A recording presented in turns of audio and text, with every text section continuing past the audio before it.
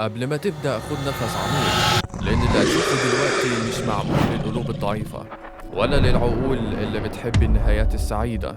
ده عالم الشر فيه مش مجرد صفة، ده قانون.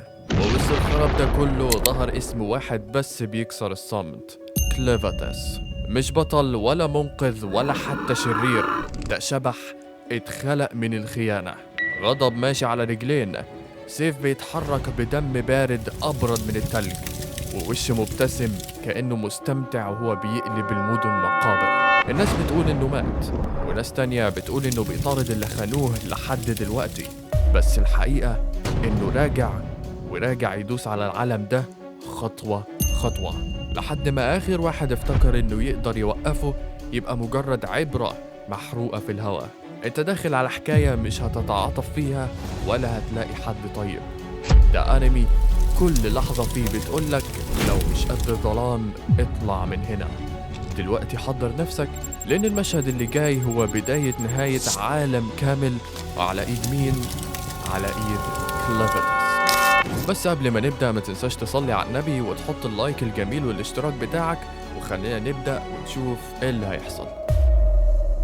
دي هي أليسا، بنت صغيرة عايشة في قرية بسيطة مع أبوها. في ليلة بتبص على خريطة قارة إديسا، مش فاهمة هو ليه كل حاجة بعيدة عن القارة عبارة عن ظلام. في الحقيقة هم ما يعرفوش إيه اللي بره القارة، كل اللي يعرفوه إن وحوش الظلام ساكنة في الأماكن دي، وفي 4 أسياد للوحوش بيحموا اتجاهات العالم كله، مانعين البشر يخرجوا بره حدود قارة إديسا. الأسطورة بتقول إن الملك هايدن عنده سلاح أسطوري هيهزم بيه الوحوش ال4، وقتها بس البشر هيقدروا يعرفوا حجم العالم الحقيقي. أليسا بتوعد أبوها إنها تبقى بطلة عظيمة تكتشف العالم اللي موجود بعيدا عن الخرائط. مشهد دافي وفيه براءة، وفجأة المشهد بيتقطع والواقع بيخبطنا. أليسا بقت فعلا شابة محاربة لابسة درعها وواقفة جنبها 12 بطل غيرها كلهم مسلحين. بتتحرك عربية الأبطال ناحية الظلام في مهمة موكلة من الملك هايدن للقضاء على ملك الوحوش الأسطوري كليفتس. في العربية بيتناقشوا عن الأسلحة اللي اداها لهم ستيفان، أقوى الأبطال اللي الملك اختاره عشان يكون القائد عليهم. بيقولهم إنهم وصلوا منطقة وحوش الظلام، وقبل ما يفكروا بتنزل تهجم عليهم وحوش بتطير تخطف السواقين وتهرب. بتتجمع حواليهم وحوش الظلام، لقوا فريسة سهلة جاية لهم برجليها. الأبطال سيوفهم السحرية بتلمع وبيهجموا بكل عزيمة، الرماح بتخترق الوحوش والسيوف والصوت بيقطعوا في جسمهم الظلامي. لكن فوق جبل القمر بيقف ملك الوحوش كليفتس، شيطان الظلام الأسود، بيراقب الأبطال بيدمروا الوحوش بأسلحتهم الأسطورية اللي بتقدر تقطع أعنف وأغرب المخلوقات. بعدها بيدخلوا عرين سيد الظلام عشمانين إن هم يقتلوه ويحققوا الأسطورة، لكن الحماس سرعان ما انقلب إلى مذبحة. كليفتس بينزل كأنه برق، واحد من 4 أسياد حكام الأرض، شكله شكل ذئب وليه قرون كبيرة متحوطة بهالة من النور، ليه 7 ديول حادة تخترق أقوى المعادن. الأبطال اتحمسوا بزيادة وبدأوا معركة هم مش قدها، بيهجموا عليه ولكن بنظرة واحدة منه بيقلب المعركة رأسا على عقب. ديلو بيخترق أنسجة قائدهم، وتاني واحد بيهجم بيقطع رقبته في الهواء. أجسامهم بتتقطع والدم بيسيل في كل أركان الحلبة، كل محاولاتهم فشلت في ثانية. المشهد بينقلك لقلب معركة ضخمة، أبطال ضد وحش مظلم عملاق ضخم بشكل يخليك تحس إن هما مجرد حشرات قدامه. أليسا هي الوحيدة اللي بتفهم استراتيجية هجومه، فمع كل ظل في الأرض كليفتس بيخرج منه ديل بيقتل بيه واحد. بتحذر باقي الأبطال وبتحاول تهرب. كليفتس أخيرا شاف حد ذكي فيهم، كان شايف إن البشر مجرد حشرات بمعنى الكلمة، صنف ما يستحقش يعيش أساسا، مفيش ولا هجوم بيأثر فيه مع إنهم أقوى الأبطال في القارة. وكان مستغرب إزاي الحشرات الضعيفة دي قدرت توصل للظلام بسهولة. أليسا الوحيدة اللي قدرت تقرب منه، بتهجم عليه وسلاحها بيلمس قرنه، لكن كأنها فراشة خبطت فيه. كليفتس خاف البشر يكونوا مصدر إزعاج أو تهديد على مملكته، بيموتهم، وبكده انتهى ال 13 بطل، والحلم البريء اللي حلمت بيه اتحول لكابوس مرعب. بيروح للعاصمة هيدرات بعد ما عرف ان الأبطال مرسال من هايدن، وعد نفسه ينتقم لكل وحش مات والانتهاك خصوصيته في قلب عرينه. بيصد هجوم الجنود وبيجري بسرعة لقصر الملك، وفي طريقه بيدمر كل حاجة. جنود القصر بيهجموا بأقوى الأسلحة ومش عارفين إن اللي بيقرب منهم ده هو سيد الموت بنفسه. أول ما وصل الخبر للملك عرف على طول إن الأبطال فشلوا، وعرف مين اللي جاي ينتقم. مفيش فايدة من هروبنا لأن مصيرنا اتعرف خلاص. بيتحرك عشان يروح لمكان الانصهار، ودي كانت خطته الوحيدة عشان يحمي المملكة. في الوقت ده الجنود كانوا بيهجموا على كليفتس اللي كان شايف غبائهم في هجومهم، مش بيضيع وقت وبياخد كل الرماح بيصدها وبيرميها عليهم يدمر القصور. كان عايز يدمر البشرية قبل ما قوتهم تزيد عن حدها. جوه القصر الملك بيفتح بوابة الانصهار ببصمته. كليفتس بيدمر السطح فوق فبيقفل البوابة بسرعة مرعوب من منظر سيد الظلام. أنا هسألك سؤال واحد، لو الإجابة ما عجبتنيش أوعدك إني أقتل كل البشر في القارة وإنت أولهم. عرفني إيه طبيعة البشر الحقيقية وليه بتحاولوا تموتوني؟ هايدن بيقول له وحش زيك مش هيعرف قيمة البشر، وطبعا زي ما وعده قطع دماغه في لمح البصر لأن الإجابة ما جاتش على هواه. في الأثناء دي كليفتس ماشي وبيسمع صوت بنت صغيرة بتبكي وبتقول له أمها انقذ الطفلة، فبيقول لها أنا جاي أخلص عليكم أصلا. قالت له البنت ما اختارتش تتولد فين أو مع مين، ملهاش أي ذنب في اللي بيحصل. بيرد كليفتس مهما كان صغير لما يكبر هيجي عشان يموتني وهيفضل يهجم عليا، ولو كنت شايفة إنها تستحق تعيش اثبتي ده. فبتقول له أنا ما أقدرش، أنا هموت. فبياخد كليفتس الطفلة معاه وبيمشي. وبنعرف إن قارة إيديثيا هي 5 أجناس. أول جنس هم دون وبيكونوا شاطرين في العمارة وبنوا دولتين، وتاني جنس هم أورج ودول سكان الغابة وشاطرين جدا في الصيد والأدوية، والجنس الثالث هو سالدا ومش بيحبوا أي حد من الناس التانية، والجنس الرابع بيانت ودول أقوياء جدا بس مش بيتجمعوا مع بعض خالص، والجنس الخامس هو جنس هايدن وبيقدروا يشكلوا المعادن ويقدروا يصنعوا أسلحة من أحجار السحر. وعلى الجانب التاني بيكون الطفل مع كليفتس وبيهجم عليه 2 من الوحوش، لكن لما بيوصل كليفتس الوحوش بيهربوا وبيفضل الطفل يعيط، فبياخدوا كليفتس وبيروح للمكان اللي موجود فيه إليسا، وبتحلم إليسا باللي حصل لوالدها بسبب الوحوش، وفجأة بتفوق بتلاقي كليفتس واقف وراها بيقول لها سيف واصحابك انا اتخلصت منهم وانت رجعت للحياة مرة تانية عشان محتاج مساعدتك. وبتتفاجئ إليسا لما تلاقي رجلها موجودة فبتحاول تهرب بس بيمسكها وبيقول لها انا مش عارف اعمل ايه مع الطفل ده. فبتقول له إليسا انت ممكن تاخده المرضعة وتدفع لها فلوس، ولو معكش فلوس يبقى هتدفع بأحجار الأركنسايت. قال لها طب يلا نروح. فبتقول له نروح فين بمنظرك ده؟ انت شايف شكلك عامل ازاي؟ لو دخلت المدينة الناس كلها تخاف منك ومش هنلاقي حد. فبيتحول كليفتس لهيئة بشرية عشان يروح معاها وبيسمي نفسه كلين، وسمى الطفلة الصغيرة لونا. وبيجي اليوم التاني بيروح عند النهر وبيخلوا لونا تستحمى في النهر، وبتلاحظ إليسا علامة الملكية على القماشة بتاعت لونا. وعلى الناحية التانية بيكون والد لونا وصل المملكة وبيتفاجئ من اللي حصل وبيحاول يدور على أي حد عايش. في الأثناء دي بيبقى القائد ديرل واقف ومعاه الجيش بتاعه، بيقولوا الأسطورة طلعت أسطورة. سألوا القائد هنعمل ايه دلوقتي؟ قال له بعتوا رسالة للإمبراطور إن الأسطورة وقعت. ديرل بيكون عايز يتحرك قبل مدينة سيلين ما تتحرك عشان يعرف أسرار صناعة الأركنسايت، وبيقول للنائب ماينارد يفضل هنا ويدور على اي حد من العائله الملكيه. على الجانب التاني بتقول إليسا لكلين الولد اللي معاك ده من العائله الملكيه، فبيقول لها كلين ده في واحده نادت عليا وقالت لي انقذ حياته، فبتقول له انت كذاب. فبيقول لها انا لقيته هناك لما كنت بقتل الملك. فبتتفاجئ إليسا انت قتلت الملك؟ ده كده الناس كلها هتدور على الولد ده لان صناعه الاركنسايت العائله الملكيه بس هم اللي يعرفوها. فبيقول لها كلين انا هخليه ملك، هخليه في السلطة عشان لما عاوز أدمركم أعمل كده. فبتتضايق إليسا وأول ما بتسمع كده بتقول أنا غلطانة إني عرفت حاجة زي كده. فبيقول لها كلين يلا هات الأحجار عشان نروح المدينة.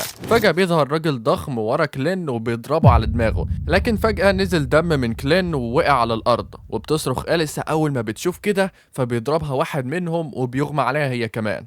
بتفوق إليسا بتلاقي نفسها في عربية مع كلين ومجموعة من الناس، بيقول لها كلين احنا تم أسرنا. فبتقول له إليسا انت مالك فرحان كده ليه؟ فبيقول لها كلين ما تقلقيش لونا بخير. فبتروح إليسا لكلين وبتقول له انت خدت ضربة واحدة ولقيتك واقع على الأرض. قال لها انا ما كنتش اعرف ان جسم الانسان ضعيف قوي كده. بتقول له إليسا ايه رأيك نهرب؟ فبيقول لها كلين انا بشري وعشان اخلي لونا ملك لازم محدش يعرف انا مين، وعايزك تعرفيني ايه اللي بيحصل. فبتقول له إليسا دول قطاع طرق بياخدوا الناس عشان يودوهم لتجار العبيد.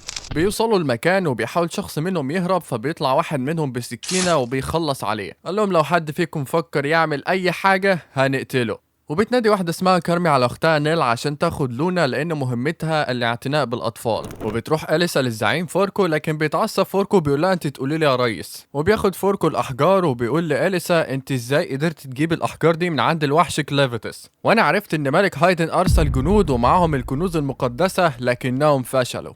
بيطلع فوركو الخنجر وبيقول لها ده من صنع الهايدن، وأنا عارف إن بيبقى جواها قوة كبيرة، لكن اللي معايا ده مزيف. احنا بنبيع العبيد والأسلحة المزيفة، والإشاعات بتقول إن كل أفراد العيلة الملكية ماتوا، وبكده محدش هيصنع الأسلحة دي تاني وتمنها هيزيد. واحنا عشان نقدر ناخد الأسلحة دي مفيش حل غير إننا ناخدها من الجنود اللي بيموتوا، لكنهم بيموتوا في أراضي الوحوش، وصعب إنك تروح وتلاقي الأسلحة. انت بقى فين سلاحك؟ وفي الأثناء دي بيبقى كلين في المطعم مع نيل بيساعدها وبيجيب الأكل للأشخاص الموجودين، وبتبقى نيل ماشية لكن فجأة واحد بيوقعها على الأرض وبتتكسر منها المشروبات، وبياخدوها هما الاتنين ينزلوا عليها ضرب.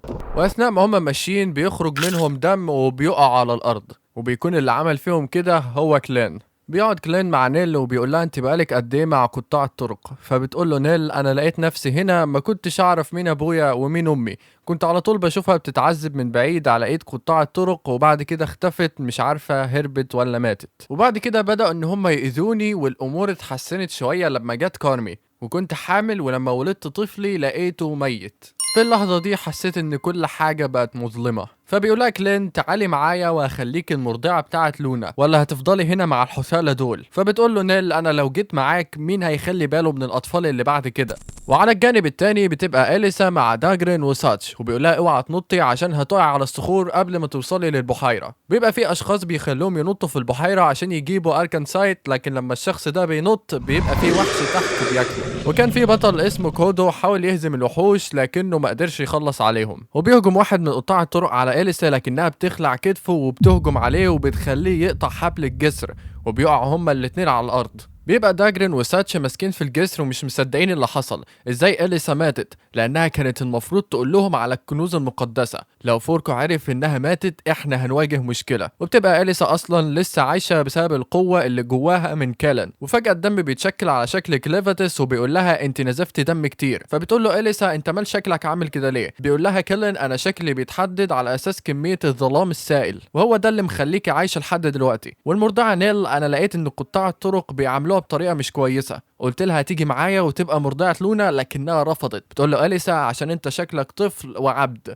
وقطاع الطرق مش بيسيبوا حد يخرج من هنا، هيفضلوا يجروا وراك لحد ما يموتوك، عشان كده هي شايفة انك ما تقدرش تهرب، والاحسن انك تخلص على قطاع الطرق عشان ما حدش يقدر يعمل حاجة. فبيقول لها كيلن انا ما اقدرش اعمل كده، لو حد اكتشف اني مش موجود ممكن يهجموا على المكان بتاعي، عشان كده انت اللي هتعملي كده، انت هتخلصي عليهم ومحدش هيشك ان بطلة قدرت تخلص على قطاع طرق. بيديها قوة عشان تقوم تخلص عليهم، وفي نفس الوقت بينزل داجرين وساتش للمكان. بيتفاجئوا اول ما يشوفوا أليسا قامت وبتعمل حركات غريبة كده، وبيبقى مش مصدقين انها لسه عايشة. فبيطلعوا الاسلحة عشان يخلوها تقول لهم على مكان الكنز المقدس، وبيهجم واحد منهم على أليسا وبيضربها بالسيف في دراعها، لكنها بتضربه بالطياره وبتاخد منه السيف. في الاثناء دي بيبقى كيلن مع لونا ورايحين عشان يكلموا نيل، ونيل اصلا قاعدة مع كارمي وبتسألها هو العالم بره عامل ازاي. فبتقول لها كارمي الناس بره فقدوا منزلهم، انا ما عنديش اي حاجه حلوه اقولها لك، لكن انت بتسالي ليه؟ انت عايزه تمشي من هنا؟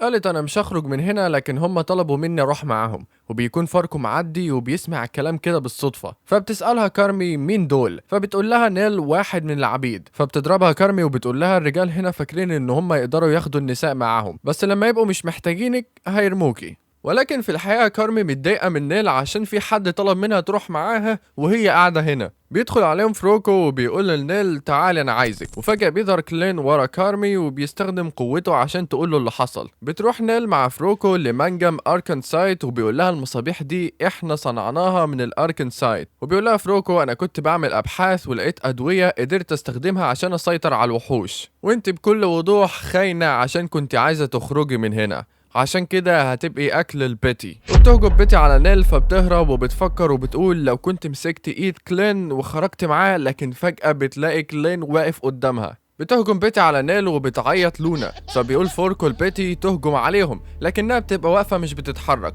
وبتبقى بيتي خايفة وبتخرج نيل. وبيخرج لين ولونا ونيل بره المنجم، وبيبص فوركو ورا مش بيلاقي لونا ولا نيل، فبيقول لكلين انت عملت ايه عشان تخرجهم من هنا؟ وبيطلع معاه مادة من اركنسايت ومعاها ذبابات ويرقات، وبيبقى عنده قدرة يدمر اي عقل ويخليه ما يقدرش يفكر. وبيمنع كلين نفسه انه يشم الريحة دي، لكن بيتي بتشم الريحة وبيسيطر عليها، وبتهجم على كلين وبتضربه ضربة قوية بتطيره. وعلى الجانب التاني بتبقى أليسا ماسكة قطاع طرق عمالة تقطع فيهم، وبيتجمعوا عليها كلهم وبتخلص على مجموعة منهم. وبيستغرب ساتش ازاي هي بالقوة دي كلها، وبيضربها داجران بيكسر السيف بتاعها وبيوقعها على الارض، فبتقوم أليسا وبتهرب منهم وبيجروا وراها. وبتوصل عند حافة الجبل وبتقول انا عايز السيف الاسطوري اللي موجود في البحيرة، وبتنط وبتنزل على الصخور وبتاخد فاس وتقطع بيه حبل السلم. بيطلعوا الرجاله وراها كلهم، فبترمي الفاس وبتقطع الحبل وبتدمر المكان وكلهم بيقعوا في البحيرة. وبتنزل أليسا للقاع وبتشوف السيف وبتحاول توصل قبل ما تفقد الوعي، لكنها فجأة بتشوف عين قدامها وبتبقى فوق وحش من الوحوش. بتحاول توصل للسيف لكنها مش بتقدر بسبب قوة الوحش اللي بتبعدها عنه.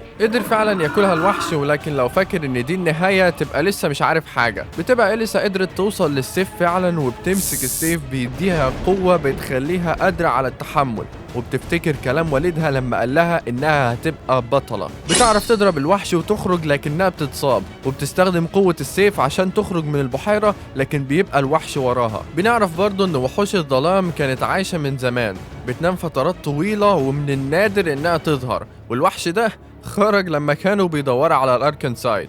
وبتبقى أليسا لسه مش قادرة تتنفس بسبب قلة الأكسجين، مع إن السيف معاها لكنه مدهاش أكسجين. ولما تكون خارجة من البحيرة بتلاقي الوحوش قدامها بتقتلهم بالسيف، وبتخرج من البحيرة قدام قطاع الطرق اللي بيكونوا مش مصدقين إنها خرجت ومعها السيف. خرج وراها وحش ضخم وهجم عليهم وخلص عليهم كلهم. بتهرب أليسا من المكان وبيهجم الوحش عليها، لكن بتقدر تقطع ايده بالسيف. وبتقول أليسا انها تقدر تقطع ايده، لكنها ما تقدرش تموت وحش زي ده لوحدها، لازم يبقى معاها 2 تانيين من الابطال. وبتكون لسه هتطلع من المكان بينادي عليها داجرين وبيقول لها انقذينا واحنا هنعمل اي حاجة تطلبيها. فبتقول لهم أليسا انتوا تطلبوا مني حاجة بعد اللي عملتوه معايا؟ وانا مش بطلة، انا بس خادمة للوحش. وبتهرب أليسا من المكان وبتسيبهم للوحوش. بتبقى أليسا واقفة تتفرج عليهم وبتقول في نفسها كده كلين طلب مني اخلص عليهم وانا نفذت المهمة. فجأة بيكلمها كلين عن طريق المادة اللي جواها وبيقول لها انت قدرت تخلصي عليهم وانا عارف ان الموضوع صعب. بتقول له صعب؟ ده انا الاكسجين خلص مني وكنت بقاتل الوحوش وانت عارف كل ده وما ساعدتنيش. فبيقول لها كلين انا برضه في مشكلة. بتقول له انت وحش ازاي بقيت في مشكلة؟ بيقول لها ما انا دلوقتي بشري عشان كده انا في مشكلة، وانت ما قلتليش ان في سحر يقدر يخلص بيه على الوحوش. وبيبقى كلين قاعد على بيتي ومخلص عليها، وبنعرف ان كلين قدر يخرج قرن من الارض وبيخلص بيه على بيتي. وفي الأثناء دي بيكون فوركو بيهرب وبيلاقي لونا قاعدة على الأرض جنب نيل. وبتوصل أليسا لكلين وبتسأله ايه الدخان ده؟ فبيقول لها كلين ايه السيف اللي معاكي ده؟ بتقول له السيف ده انت مش هتاخده، انا عملت اللي اقدر عليه عشان اوصل له. فبيقول لها كلين انا مش عارف فين لونا، انا عارف انها مع نيل ولكن مش قادر اشم ريحتها بسبب الدخان، اعملي اي حاجة انت مش بتعرفي السحر. بتقول له أليسا انا اعرف السحر لكن ما اقدرش استخدمه، وبستخدم الاركنسايد في كل حاجة. بالنسبة للناس هو حجر عادي، لكن الناس لو استخدموه صح هيقدروا يخرجوا قدرته الحقيقية. فبيقول لها كلين انا هدور عليهم. بتسأله أليسا وبتقول له هتعمل ايه لو انا مت؟ فبيقول لها كلين هخلص على البشرية. بيروحوا يدوروا عليهم بيلاقوا دم نيل على الارض وبيعرفوا ان في حد جرحها. في الاثناء دي بيبقى فوركو معاه لونا ونيل وماسكة فيه ومش عايزة تسيبه. وبنعرف ان لما فوركو حاول ياخد لونا ضربت ايده وعيطت لدرجة ان المصباح اتكسر. وبتبقى لونا جواها موهبة سحرية قوية، وبيعرف فوركو ان لونا من هايدن. بنرجع للوقت الحاضر وبيطلع فوركو سكينة، لكن بتوصل أليسا وبتقول له انت هتعمل ايه بالسكينة دي؟ قال لها اللي حصل لداجرين وساتش. بتقول له أليسا الوحش هو اللي خلص عليهم، وبيظهر كلين وبيقول له شكل كده نيل تعبت. فبيقول لهم فوركو لو قربتوا مني هقطع صوابع لونا. فبيقول له كلين اعمل اللي انت عايزه. بتوقفه أليسا وبتقول له ده ممكن يعمل بجد. فبيقول لها كلين انا اقدر اشفي الجروح. بتقول له أليسا سيب لي الموضوع ده. فبتقول أليسا لفوركو ايه رأيك نعمل صفقة؟ وبتطلع السيف. بيتفاجئ فوركو اول ما يشوف السيف. قالت له مش هو ده اللي انت عايزه؟ امسك، انت مش هتقدر تخرجه من الصخرة الا بايديك الاتنين. لكن لو عملت حاجة أنا هاخد السيف وهخلص عليك. فبيقول لها فوركو أنا ما كنتش أعرف إنك هتسيب الكنز ده بسهولة كده، لكن أنا عارف إن لونا جواها دم نقي، عشان كده الكنز ده مش كفاية. قوليلي فين مكان سلاحك وأسلحة أصحابك. فبيقول لها كلين ما تقولي دول مجرد سيوف. فبتقول له إليسا على مكان السيوف، بس زي المتوقع طلع كلب ومعاه سحر الاختفاء واستخدمه وما بقاش ظاهر قدامهم. بيبقى عايز ياخد السيف لكن خايف يعرفوا مكانه، وبيقول مش مهم أنا هاخد الأسلحة التانية وهقدر انتقم من المنظمة اللي اتريقوا عليا. فجأة بتظهر إليسا قدامه وبتضربه بالسيف بتقسمه نصين، وبتاخد إليسا لونا وبتديها لكلين، وبيشيل كلين المسحوق من على لونا، وبيبقوا وصلوا في الوقت المناسب بسبب نيل. بتقول له إليسا احنا لازم ننقذها. فبيقول لها كلين انا لو انقذتها انت هتموتي. بتقول له إليسا مش مهم، انا مستعد اضحي بحياتي عشان الناس اللي بحميهم. بياخد كلين القوه اللي جوه إليسا وبيقدر ينقذ نيل مره تانية، لكن فجاه بتفوق إليسا وبتدور على السيف وبتاخده، وبيدي كلين لونا لنيل وبيقول لها انت هتبقي معانا. بيجي اليوم التاني وبياخد كلين السيف بيخليه يختفي لان السيف ده بيجذب الانتباه، وبتبقى إليسا مش عايزه تسيبه. فبيقول لها كلين انا هديهولك لما تحتاجيه. وبتيجي نيل وبيبقى معاها حاجات كتير وبتقول لهم انا جبت الحاجات دي عشان هتنفعنا في الرحله. بتقول لها إليسا انت مش شايفه ان الحاجات دي كتير شويه؟ قالت لها نيل لا انا حاسه انها مش هتبقى تقيله، ولو عايزه اشيل السيف بتاعك. بتقول لها إليسا انا مش معايا سيوف. فبتقول لها نيل لو عايزه سيف فوركو كان معاه سيوف في المكتب بتاعه. بتقول لها إليسا انا عارف المكان اللي انت بتتكلمي عليه. وبتقول لكلين انا هروح المكتب. فبيقول لها كلين روحي ما انت من غير سيف مالكيش لازمه. فبتروح إليسا تاخد سيف. بيتمشى كلين مع نيل وبيقول لها انت هتفتقد المكان ده. فبتقول له انا ماليش ذكريات حلوه في المكان ده اصلا، لكن ده المكان اللي عشت فيه مع امي، انا كنت اتمنى اودع كارمي. لكن فجاه في شخص بيهجم عليهم وبيقول لكلين انا لقيتك، انت اللي بتستخدم قوه غريبه. في الوقت ده بتبقى إليسا جوه المكتب وبتلاقي الدرع وسيف وبتاخدهم. فجاه بتلاقي المكان بيتدمر وكلين داخل جوه المكتب. بتقول له إليسا مين اللي عمل كده؟ فبيظهر الشخص ده قدامها بيطلع السيف وبيضربها في وشها ولكن بتفاديها. بيهجم الشخص ده عليها وبيضربها ضربات كتير لكنها بتصدها كلها بالسيف. بيستخدم الشخص ده قوه كبيره وبيطيرها بره المكتب وبيخرج وراها وبيقول لها انا عايز لونا. لكن بتقول له إليسا انت ما تعرفش انا هعمل فيك ايه. فبيقول لها الشخص ده انت شكلك عايزه تموتي بقى. فجاه بتستخدم إليسا قوتها وبتهجم عليه لكن بيوقفها كلين في اخر لحظه. بيضربها كلين عشان تفوق وبيقول لها هو هجم علينا عشان هو فاهم غلط، انا لو ما وقفتكيش كان زمانها مخلصه عليكي. فبيقول لهم الشخص ده انا شامم ريحه وحشه جايه من البنت دي. فبتقول له نيل انا عشان الوحش اكلني. فبيقول لهم الشخص ده انا عرفت ان في شخص هنا بيسيطر على الوحوش ولقيت جثه الوحش تحت الارض، انت الشخص ده وقتلت الوحش. فبيقول كيلن لنيل خدي لونا واستني عند مدخل القريه. فبتقول له إليسا اروح انا كمان. فبيقول لها كلين لا الشخص ده وحش ظلامي عامل نفسه انسان. وبيتفاجئ الشخص ده لما يسمع كده وهو تحت تأثير وهم كبير، انا مش قادر اشوف شكله الحقيقي، ومفيش غير شخص واحد بس اعرفه بيستخدم الاوهام، سيد وحوش ظلام الغرب زافتر. بيقول له الخادم انت عرفت كل ده ازاي؟ انت مين؟ فبيقول له انا كلين خادم لواحد من سادة الوحوش. بتفكر إليسا وبتقول ده بيخفي حقيقته انه من وحوش الظلام. فبيقول له الخادم انت خادم لكلافيتس، وبيتحول الخادم لشكله الحقيقي وبيقول له احنا هدفنا واحد، انا سمعت ان كلافيتس دمر العاصمة وزافتر بيفكر في ابادة البشرية، وانا اسمي جارت، انت دلوقتي وريني دليلك انك من وحوش الظلام. فبيطلع كيلن ديله وبيوريه وبيقول له ايه رأيك؟ فبيقول له جارت كده مفيش سبب يخلينا نتقاتل. لكن بتفكر إليسا وبتقول هو في وحشين على شكل بشر اكيد في غيرهم، كده يبقى الابطال كانوا داخلين معركة هم خسرانين فيها، عالم البشر اصغر مما كنت اتوقع. لكن بينادي كلين على إليسا وبيقول لها مفيش وحوش يقدروا ياخدوا شكل بشر كتير. فبتتفاجئ إليسا وبتقول له انت قريت افكاري. فبيقول جارت اللي معاك دي بطلة ومن اعدائنا، ازاي هي معاك؟ فبيقول له كلين هي بطلة لكن دلوقتي الخادمة بتاعتي هي اللي بتساعدني عشان اعرف معلومات عن البشر، والاتنين التانيين بيساعدوني عشان اعرف البشر. فبيقول له جارت انت لو وقفت في طريقي انا هقتلهم. فبيقول له كلين حاول لكن انا مش هسيبك، انا عايز اعرف ليه زاسفير عايزه تبيد البشريه، انا اللي اعرفه انها بتحب تراقب البشر. فبيقول له جارت من 3 ايام انا كنت في الغابه وشفت 2 من الوحوش بيدوروا على ابنهم، لكن لاحظت شيء غريب، ده كان اختفاء تاسع لواحد من ابناء الوحوش، انا مش عارف ايه السبب، لكن البشر هم اللي عملوا ده. وبنرجع للوقت الحاضر وبيقول لهم جارت انا جيت هنا عشان ادور على دليل. فبيقول له كلين انا قتلت الشخص اللي بيسيطر على الوحوش والوحش اللي كان معاه، وانا سمعت من واحده هنا ان في اشخاص بييجوا يشتروا الاطفال، وان كارمي هي اللي قتلت طفل نيل عشان ما ياخدوش يتباع. وبنرجع للوقت الحاضر وبيقول كلين الجارت الاشخاص اللي بيشتروا الاطفال ليهم علاقه بفروكو، وكان معاه وحش والسحر هو السبب. فبتتضايق اليسا اول ما بتسمع الكلام ده، وبيقول لها كلين انت عرفتي حاجه؟ فبتقول له اليسا انا ما اعرفش حاجه عن السحر، لكن اللي بيعملوه كده هم السحره، وظهروا من سنين قليله في حرب بيت بولت واسلن، واول حد استخدمها هو ديرل، وده اللي قتل والد اليسا. وعلى الجانب التاني بيبقى جيش اسلن بيحضر نفسه عشان يوصلوا لهايدن، لكنهم بيكونوا 6000 جندي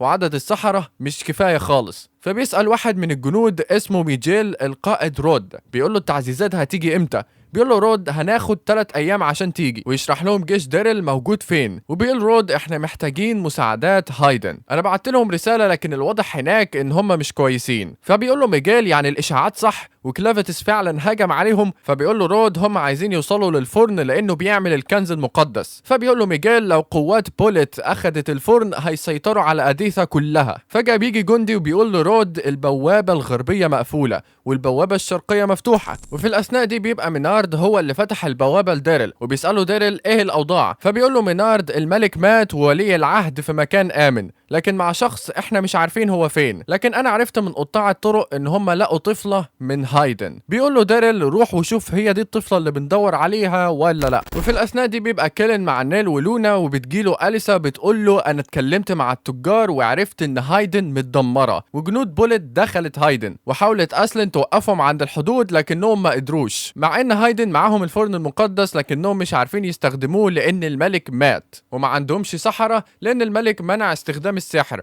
وبما ان بوليت هتاخد هايدن كده لونا مش هتكون الملك، ولو لقوا لونا هيتم أسره لأن دمه نقي ومش هيكون ليه مكان في هايدن، ودم هايدن هو اللي فيه أسرار الأركنسايد، ومفيش غير شخص واحد يقدر يكون قائد لجيش عشان يعمل كده وهو ديرل. وبتفتكر إليسا لما ديرل قتل والدها وبيقول لها انه صاحبه وقتله عشان يعرف قوته قد ايه، وبيستخدم ديرل قوة كبيرة عشان يدمر المكان. فبتحاول إليسا تمسك السيف، فوالدها بيقول لها لو قتلتيه هتعملي حرب.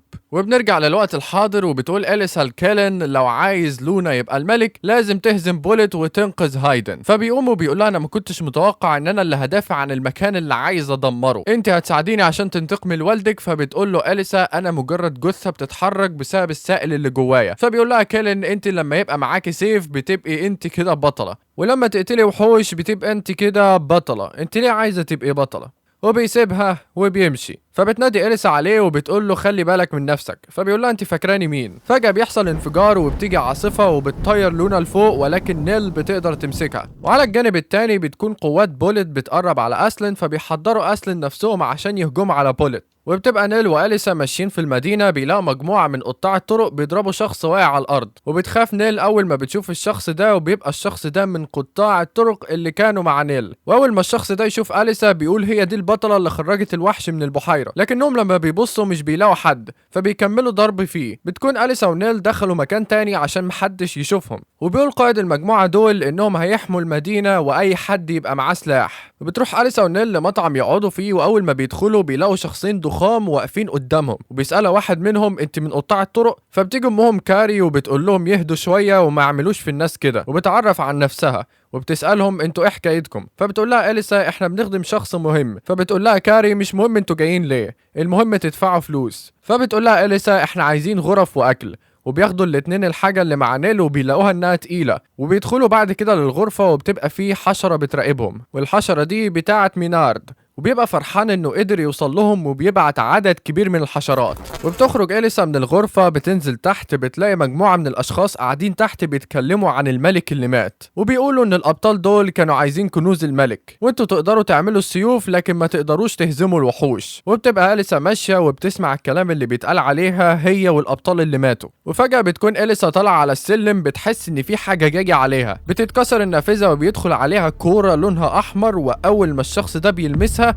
بتكبر الحشرة وبيدخل برنارد وبيقول لها الحشرة اللي قدامك دي بتعيش في أراضي وحوش الظلام وقوتها كبيرة جدا. بتدور أليسا على السيف ومش بتلاقيه وبتفتكر انها سابته في الغرفة بتاعتها. بيهرب واحد من النافذة واول ما بيطلع بتمسكه حشرة من بره وبيخلصوا عليه وبيبقى في حشرات كتيرة موجودة في المدينة وبيقول لهم مينارد انا جاي عشان الطفل. وفجأة بتسمع أليسا صوت نيل وبتبقى في بنت في الغرفة بتهجم على نيل وبتقول لها أنا اسمي ناي وساحرة من بولت وبتطلع كرة من معاها وعايزة تأكلها لونا عشان تعرف هو دمه نقي ولا لأ وبتصوت نيل عشان تخليها تسيبه. فبتجري أليسا عشان تلحقها لكن بيقول لها مينارد رايحة فين وبيخلي الحشرة تهجم عليها. وفي الأثناء دي بتحاول نيا إنها تأكله الكرة لكن بتتعصب نيل وبتوقع الحديدة على الأرض وبيحصل انفجار كبير في الغرفة. على الجانب التاني بتبقى أليسا لسه بخير وبتمسك قرن الحشرة وبتضربها ضربة قوية بتوقعها على الأرض. فبيبص لها مينارد وبيقول انت شكلك مش بنت عادية، لا أنا عارف البنت دي كويس. بتدخل أليسا الغرفة بتتفاجأ أول ما بتشوف نيا وقع على الأرض ونيل معاها لونا. فبتقول لها أليسا هو مين اللي عمل كده؟ فبتقول لها انا اللي عملت كده لما استخدمت قوتي ورميت السريرين عملوا كده. فبتقول لها أليسا احنا لازم نهرب من هنا فورا لانهم بيدوروا علينا وعلى لونا. فبتقول لها نيل والحاجه بتاعتنا. فبتقول لها أليسا هنسيبها. خدت أليسا السيف بتاعها وفي نفس الوقت وصلت الحشرات. فبتنط أليسا هي ونيل وبتستخدم السيف بتقتل الحشرات وبيهربوا هما الاثنين. ونيا بعد ما فاقت مش عارفه تروح وراهم بسبب الحشرات ولازم مينارد هو اللي يبعدهم. وبتبقى أليسا ونيل واقفين والحشرات مش بتروح وراهم لانهم متحدد ليهم يبقوا في مكان معين. لكن فجاه بيظهر قدامهم عدد كبير من الحشرات بيمنعهم ان هم يكملوا طريقهم. فبتقول نيل لأليسا احنا هنعمل ايه دلوقتي؟ فبتقول لها أليسا احنا هنشوف مكان نستخبى فيه بعيدا عن الحشرات. وفي الاثناء دي بتكون نيا واقفه مع مينارد وبتقول له دول هربوا وما قدرتش اعرف الطفل دمه نقي ولا لا. فبيقول لها مينارد عرفت الطفل بيستخدم السحر ولا لا؟ قالت له برضه ما عرفتش. فبيقول لها مينارد شكلنا كده ما عملناش حساب ان البنت دي تكون بطله، وانا عارف انها أليسا اللي قتلت والدها وهي صغيره والبطلة مش هتسافر مع طفل عادي. احنا مش محتاجين نعرف انها الطفلة اللي دمها نقي ولا لا. المهم جمعوا كل سكان المدينة في الساحة. وبيقول شخص من المدينة هم عايزين يجمعونا في الساحة ليه؟ لو عايزين تقتلونا احنا جاهزين وعرفونا انتوا عايزين ايه. فبيقول لهم مينارد احنا هنا عشان نحميكم مش عشان حاجة تانية. انتوا هجم عليكم وحش من وحوش الظلام ودمر المدينة، ولو رجع تاني للمدينة هتتدمر بالكامل والبشرية هتباد. فبيقول له واحد منهم انتوا قتلتوا واحد مننا بالحشرات دي. فبيقول له مينارد دي كانت غلطة وفي مجرمة خطيرة احنا عايزين نتخلص منها وهي من الابطال اللي راحوا عشان يخلصوا على وحش الظلام. وعلى الناحية التانية بيبقى ديريل معاه الجيش وبيقف عند البحيرة. فجأة بيخرج رود وبيهجم عليهم وبيجمد البحيرة وبيخليهم ما يتحركوش. وبيهجم جيش أسلن عليهم وبيقتلوا عدد كبير قوي منهم. وبيهجم رود على داريل لكن داريل بيطلع سيفه وبيصد هجمته. فبيستخدم رود قوة الجليد على داريل لكن بيتجمد الحصان وبينط داريل من عليه. وبيقاتل داريل مع رود وبيضربه ضربة قوية يبعده بعيد. وبيستخدم قوة كبيرة وبيهجم على رود. ولما الجيش بيشوف كده بيهجموا على داريل لكن بيقدر داريل بضربة واحدة يطير الجيش كامل. فبيقول له رود انت بتعمل كده ليه؟ بيقول له داريل عشان ادمر اسطورة الابطال. احنا بنتحدى الوحوش عشان نهزمهم ومش بنقدر، وانا مش هخلص عليك بسبب انك عملت معركة كويسة. وفجأة بيحصل انفجار وبيظهر قدام داريل كلين وبيتفاجأ داريل ورود. واول ما بيشوفوا كلين قدامهم بيطلع داريل السيف بتاعه وبيقول له انت عايز ايه؟ فبيسأله كلين وبيقول له انتوا جبتوا السحر ده منين؟ انتوا في منكم بيخطف اطفال البشر والوحوش لكن بيبقى داريل عايز يهجم على كلين. فبيضربوا كلين وبيطعنوا في جسمه. فبيقول له داريل انت فاكر اني مش عارف انك هتهجم عليا؟ انا كنت عامل تعويذه لختمك. بينفجر داريل وبتظهر كرة دم بيدخل كلين جواها وبيقع السيف على الارض وبيظهر داريل مرة تانية. وبتكون أليسا هي ونيل موجودين في مكان وسكان المدينة قدروا يوصلوا ليهم. بينادي واحد عليهم وبيقول لهم يطلعوا وهم ما كانوش عارفين ان البطلة هي اللي راحت تقتل الوحش. هي السبب في اللي بيحصل. انتوا مش قادرين تعملوا اي حاجة. بيعملوا ضرايب علينا عشان يعملوا اسلحة وما بيعملوش بيها حاجة في الاخر. فبتقول نيل لأليسا انت غيرهم قدرت تنقذيني. بتقول لها أليسا اخرجي من هنا، احنا لو هربنا من هنا مش هنلاقي مكان نقعد فيه، اهربي انت من هنا. لكن واحد من سكان المدينة بيمسك الشعلة اللي معاه ولسه هيرميها على المكان. بيمسك ايده اخوه وبيقول له بص. فبيقول له والده كفاية، المكان اللي موجودين فيه اجدادنا اللي بنوه وانا مش هخليكم تدمروه. فبيقول لابنه لا احنا مفروض نسلمهم لمينارد. فبيضربه والده وبيقول له احنا ليه نسمع كلامه؟ احنا سيبنا الاتنين دول وجايين على هنا لكن انا خليت اتنين يراقبوهم. وبيروح الشخص ده وبيبقى اسمه مارك وبيقول لهم انا قائد حرس المدينة، انا عايزك تطلع لي. بتطلع أليسا وبتتكلم مع مارك. فبيقول لها مارك فين الكنز المقدس؟ بتقول له أليسا انا ضاع مني وانا بقاتل وحش الظلام.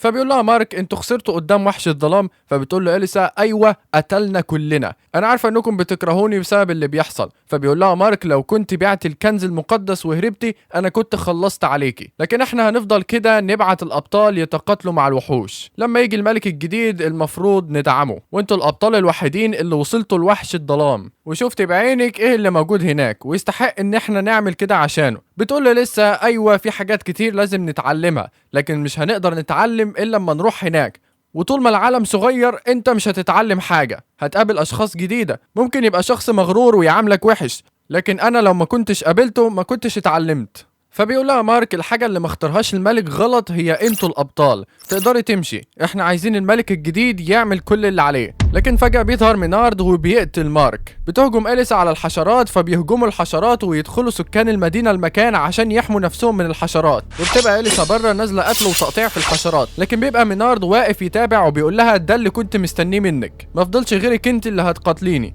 لكن نسيت اقولك ان الحشرات فيها سم وبتقع اليسا على الارض. وبيقول لها مينارد اخطر سم هو سم العنكبوت، انا مش بحب الابطال لاني لما احتاجهم ما بلاقيهمش، وبيخلي الحشرات تهجم على اليسا. فبتستخدم اليسا قوتها وبتقتل الحشرات، لكن الحشرات بتقدر تمسك فيها. بتكمل اليسا قتل فيهم، وفجأة بيظهر كلين وبيقول لها تخلص على الحشرات، وبتدخل الحشرات على المبنى لكن بيقدروا يقتلوهم، وبتقول لهم كاري احنا مش هنخليهم ياخدوا الطفل. بيبداوا يقفلوا الفتحات اللي موجوده، وبيستخدم مينارد قوته وبيخرج من الارض عقرب ضخم، وبتتفادى اليسا الهجوم وبتنط بعيد، فبيهجم العقرب عليها وبيخليها تقع في البحيره. بيخرج كلين وبيقول لها انت بتتحركي ببطء عشان السم اللي جواكي، لكنه مش قوي كفايه انه يدمرك. وفي الاثناء دي بتكون نيا واقفه مع سكان المدينه، فبيقول لها واحد انت ليه ما روحتيش مع مينارد؟ فبتقول له انا لو رحت معاه هموت، لانه لو بدا الهجوم مش هيخلي حاجه. وعلى الناحيه الثانيه بيبقى مينارد واقف بيخلي الحشرات تاكل في المبنى، بيقول لاليسا لو الحشرات اكلت المبنى الاشخاص دول مش هيلاقوا مكان يحموهم. بتخرج اليسا من البحيره وبيهجم عليها عدد كبير من الحشرات، بتقتل اليسا فيهم، لكن بيهجم العقرب وبيمسكها ينزل بيها على الارض، وفجاه بيخرج نور احمر وبيبقى ده السيف، وبتاخده اليسا وبتبعد بيه الحشرات وبتعمل دوران بالسيف زي الاعصار بتدمر بيه مينارد. وقع مينارد على الارض والبلوره بتاعته اتكسرت، وبتهجم اليسا عليه وبتضربه بتوقعه على الارض وبيغمى عليها، لكن بتجري نيل عليها. فجأة بتشوف حد جاي عليها بيبقى كلين وشايل اليسا. بتفوق اليسا وبتسأله انت عملت ايه مع داريل؟ فبيقولها كلين في وحش بيدعمه. وعلى الجانب التاني بتبقى توالا أميرة هايدن وأم لونا بتتكلم مع قائد الجيش وبتقوله يدور على لونا. فبتقول لها واحدة من السحرة ابنك مات وانت اللي المفروض تحكمي. فبتقول لها تولا انا مش هسيب ابني. فبتقول لها الساحرة انت متأكدة ليه انه حي؟ فبتقول لها توالا عشان انا شفته، وكمان شفت الفرن نور، والملك لما بيموت بيظهر الملك الجديد الفرن بينور، احنا لازم نلاقيه لانه الوحيد اللي هيقدر يستخدم الفرن، وانا عارفه ان الابطال اللي موجودين عندنا مش هيقدروا على الوحوش. وبيجي شخص اسمه فابيو وبيقول لها جيش داريل بيقاتل جيش اسلين. قاتلوا جيش داريل لكن ما قدروش عليهم لان سحر داريل قوي جدا، وظهر وحش الظلام وهجم على جيش داريل، ولكن داريل قدر يحبسه. دلوقتي داريل جاي على هنا. بتبقى توالا مش مصدقه ان داريل قدر يهزم وحش من وحوش الظلام، فبتقول له توالا اللي يعمل جيش ويهاجم بيه بلاد تانية عمره ما هيكون بطل، انا عايزك تجيب الدرع بتاعي انا هدمر الكنز المقدس اللي معاه. فبيقول لها فابيو انت هتقدري تدمري الكنز المقدس اللي معاه؟ فبتقول له ايوه اللي معاه المطرقه هو اللي يقدر يدمر الكنز المقدس. وبتجهز توالا نفسها وبتاخد المطرقه وبتقول احنا هنروح لجيش داريل في المدينه.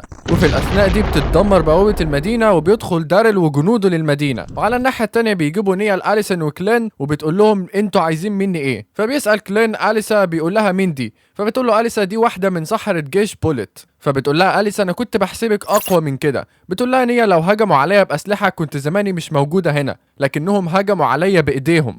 بتقول لها اليسا انت تعرفي معلومات عن داريل وايه علاقته بالوحوش بتاعه الظلام؟ فبتتفاجئ نيا من كلامها وبتقول لها انت شكلك دماغك خربت. فبتقول لها اليسا انت شفت الماده اللي جواه، الدم الاحمر اللي بيطلع منه وبيتحرك. بتقول لها نيا انا اول مره اسمع حاجه زي دي. بتقول اليسا لكلين لو مش انت في 3 غيرك. فبيقول لها كلين كل واحد منهم هو اللي بيعمل كده. بتقول لي اليسا انت سبت جسمك وموجود في الجسم البشري. فبيقول لها كلين انا ما سبتش جسمي، انا خفيه في الظل، انا خليتهم يفكروا ان هم هزموني، لكن انا مش قلقان ان هم يعرفوا مكاني، انا مش عايز اخلص على داريل لان انا عايز اعرف مين اللي بيدعمه. فبتقول لهم نيا انا مش عارفه انتوا بتتكلموا عن ايه، احنا جايين عشان ناخد الفرن وكنا عايزين الطفل عشان هو اللي هيعرف يشغله، وبتقدر تخلع القفازات اللي في ايديها وتستخدم قوتها وتهرب من المكان. وبتشوف لونا وهي طايره فبتهجم على الاتنين اللي موجودين وبتاخد العربيه وبتطير لفوق. لكن فجاه بتلاقي كلين واليسا موجودين جنبها وبتقول لها اليسا احنا عملنا العربه دي عشان توصلينا بسرعه. وبتشوف اليسا الناس وهم بيودعوها لانهم غيروا رايهم فيها وبيطلبوا منها تنقذ هايدن. بتقول لهم نيل انا اتفاجئت ان لونا يبقى الملك، المفروض انا ما لمستوش. فبيقول لك لين ليه انت قويه؟ فبتقول له نيل لو الاميره شافتني مش هيكون شيء عادي. فبيقول لك لين لو الاميره احتقرتك تخلصي منها. بتتعصب اليسا وبتقول له انتوا ما تقدروش تخلصوا على الاميره. فبيقول كلين لاليسا انت مستعده؟ فبتقول له اليسا انا مستعده قوي، داريل هو اللي قتل والدي. فبيقول لك لين انا مش هكشف هويتي الحقيقيه عشان كده مش هساعدك. وبيوصلوا للمدينه بيلاقوا جيش بوليت بيقاتل مع جيش هايدن.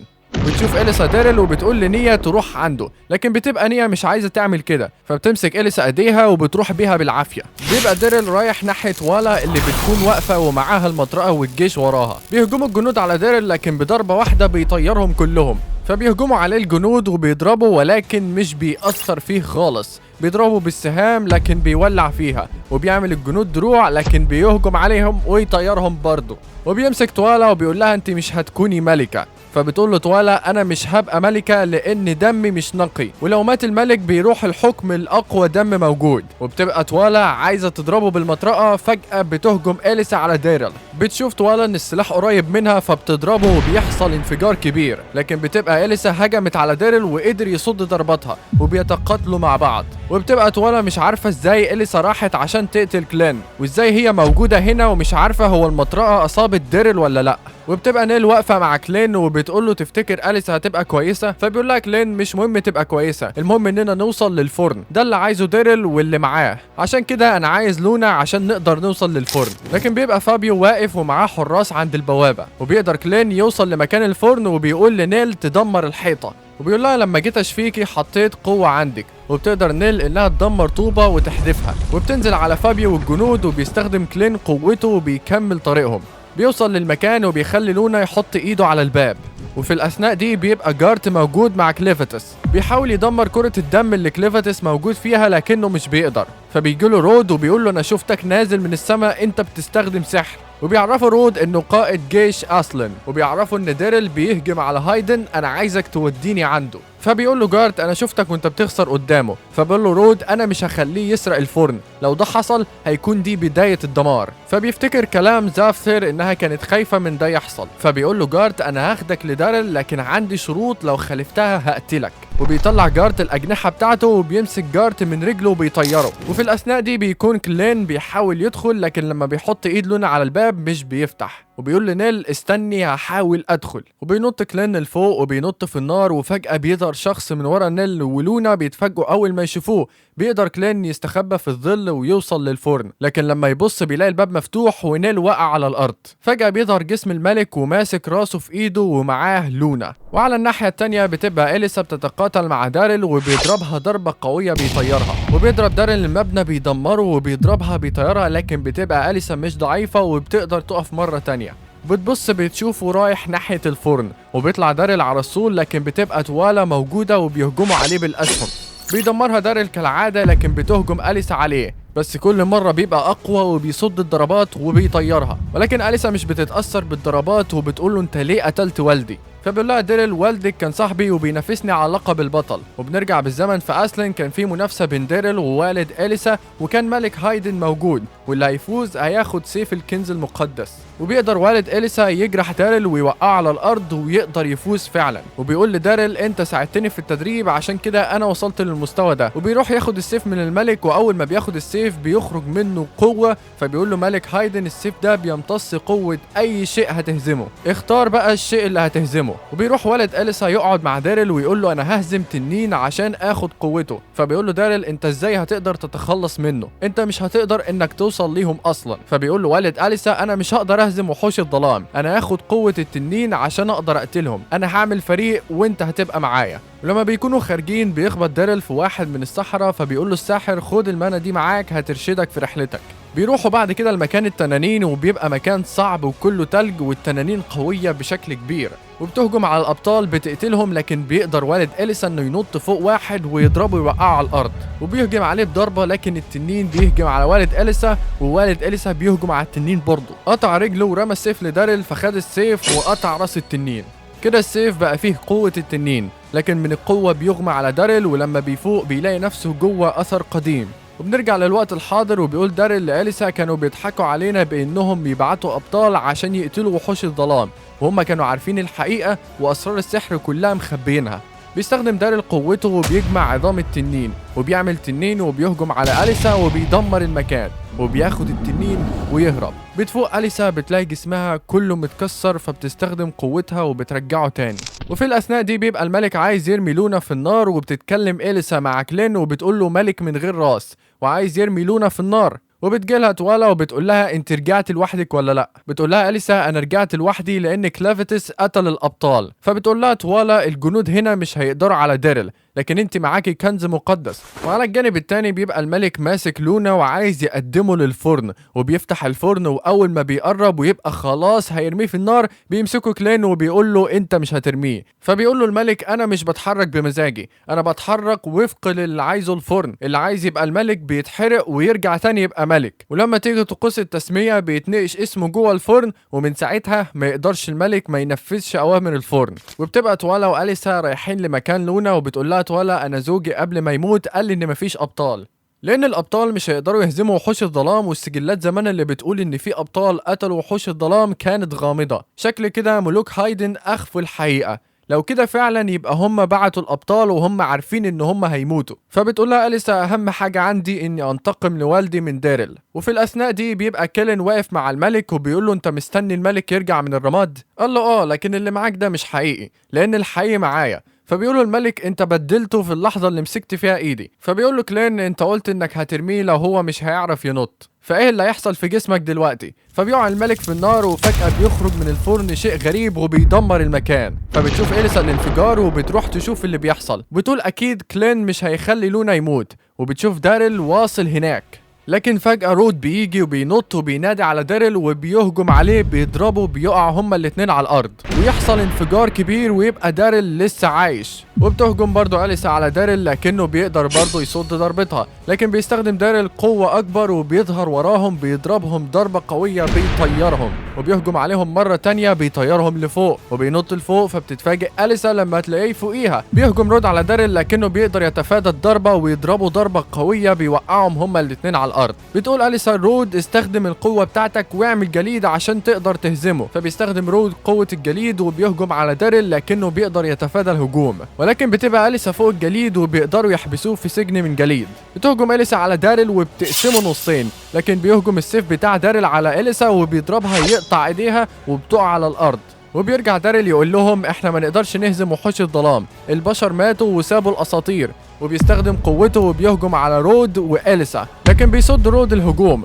وفي الاثناء دي بيبقى كلين موجود والفرن بيختفي، وبيقول سيد الفرن كان بيستخدم السحر عشان يستخدم الملوك، وبيفهم ان اللي عمله كله ده كان على الفاضي، وبيسيب لونا على الارض ويمشي.